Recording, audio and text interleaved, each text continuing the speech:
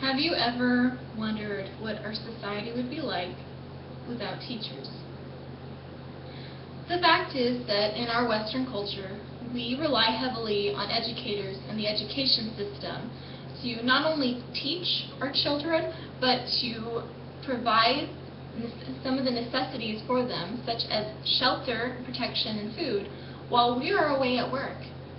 Now, if you take these teachers away, what is going to happen to our society? In California, there has been a debate going on for a number of years now about whether teachers should be receiving a higher salary or not. Many individuals outside the education system don't agree that teachers should receive more money. They believe they're already paid plenty and that they have a good income. The other concern that they have is that if they did receive more money, where would it come from? Most likely from an elevated tax. Now, I come from a family of educators. My father, grandmother, and great-grandmother have all been teachers, and I am well aware of the income and salaries and all the things that teachers have to work with on a regular basis. And I can understand where they come from when they are asking for a better income. But I think I have the best solution for this problem, and that is in paying teachers in other ways. Now, if you think about it, there are plenty of ways that we can pay these teachers who really deserve a lot more than the way they've been getting treated. I think that if we respect them, appreciate them, and every once in a while just simply helping and assisting them would be the best solution to the problem that we're facing now. Let's talk about respect first. Now, as I mentioned before, I am very familiar with educators. I am a parent teacher myself, which is an individual who works with children with special needs, underneath a teacher's supervision. I often see a lack of respect for educators from not only the children, but also the parents as well. And the biggest one is probably the thing with homework and test scores. Now, a teacher sends home homework, and of course the child doesn't want to do it. And a parent comes home from a long day at work, and they don't want to fight with their child to do this. But the homework is there to help the child practice the skills that they need so that they'll also be able to do well on the big state test that will be coming up. Many times I've seen that the child does not finish their homework and they don't get the practice that they need. They don't do well on the test, and the child and the parent are blaming the teacher for this lower score than what they wanted. And then they go around telling everyone that this teacher is this horrible teacher, they're not doing their job. That is being completely disrespectful to the teacher. For those of you who don't know, the United States, especially here in California, put a great deal of pressure on teachers to get high test scores from students.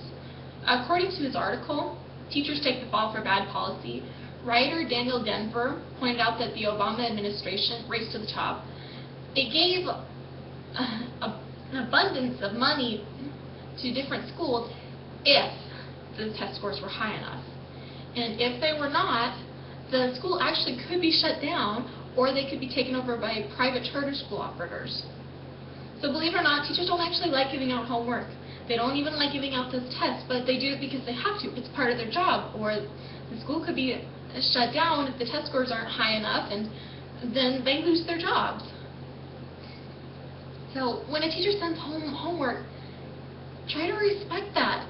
Try to help these kids get their homework done. And if it comes down to it and the test score comes back lower than what you wanted, have respect for the teacher. They are trying to do their jobs. Yes, there are those exceptions, but most teachers are there because they want to teach. So please, give them their respect. Now, the second thing is appreciating the teacher. Now, according to authors Dr. Noel C. Nelson, Ph.D., and psychologist Janine Lamar-Calaba, research confirms that when people feel and express appreciation, good things happen to their minds, hearts, and bodies. It can be harnessed and used to transform daily life. Now, I'm sure many of you have heard of Teacher Appreciation Day, and I'm sure those of you have probably sent with your children cards and candies and flowers and other goodies. And those things are nice, but I have to ask, would you like to be appreciated only once a year? The teachers do so much more, and many of them work more hours than they're actually paid for. According to the Townsville Bulletin, teachers are working longer hours than ever, and a national survey of more than 2,000 teachers found over two-thirds regularly working more than 46 hours a week. Almost a quarter of all teachers work more than 55 hours a week.